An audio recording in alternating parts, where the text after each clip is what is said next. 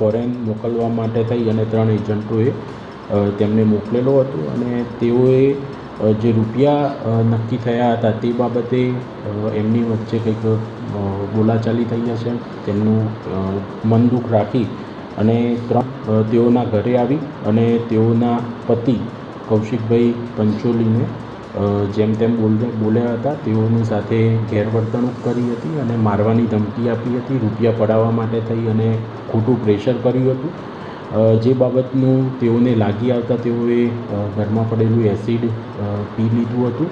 ત્યારબાદ તેઓ સારવાર હેઠળ હતા અને સારવાર દરમિયાન તેઓનું મૃત્યુ નામનું જે આરોપી છે તેની અમે રાઉન્ડ અપ કર્યા છે। ટૂંક સમયમાં તેઓની ધરપકડ કરી અને આગળ પૂછપરછ કરી અને આગળ બીજા આરોપીઓની પણ ધરપકડ। પૈસાની જે નક્કી કરેલું અમારા હાલ પૈસા જોઈએ ને, નહીં તો હવે અમારા પૈસા નહીં જોતા તમને મારી જ નાખવા છે, એ રીતની ધમકી આપતા હતા। એટલે બિલકુલ વ્યાજબી ના કહેવાય ને સાહેબ આજના જમાનામાં। બસ અમને ન્યાય મળવો જોઈએ ને એ લોકોને જેલ તો થવી જ જોઈએ, કડકમાં કડક કાર્યવાહી થવી જોઈએ પોલીસ ખાતા દ્વારા। અમારી તમામ માહિતીથી અપડેટ રહેવા માટે જોડાયેલા રહો S9 ન્યૂઝ સાથે।